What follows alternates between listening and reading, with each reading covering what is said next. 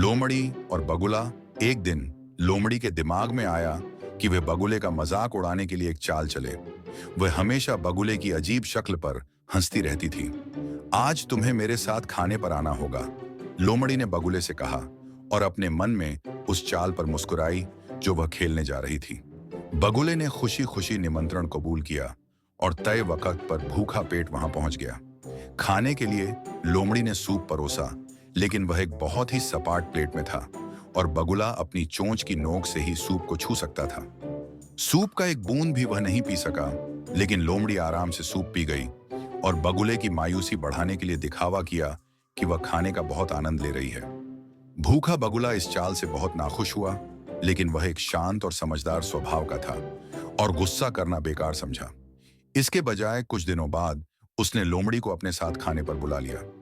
लोमड़ी वक्त पर पहुंची और बगुले ने मछली का स्वादिष्ट खाना परोसा, जिसकी खुशबू बहुत लाजवाब थी। लेकिन यह खाना एक लंबे गले वाले घड़े में परोसा गया, जिसकी गर्दन बहुत पतली थी। बगुला अपनी लंबी चोंच की मदद से आराम से खा रहा था, लेकिन लोमड़ी केवल घड़े के बाहर अपनी जीभ से चाट सकती थी और उस खाने की खुशबू महसूस कर सकती थी। जैसे ही लोमड़ी घड़े के बाहर अपनी जीभ से चाटते चाटते थक गई, उसने मायूस होकर बगुले की तरफ देखा।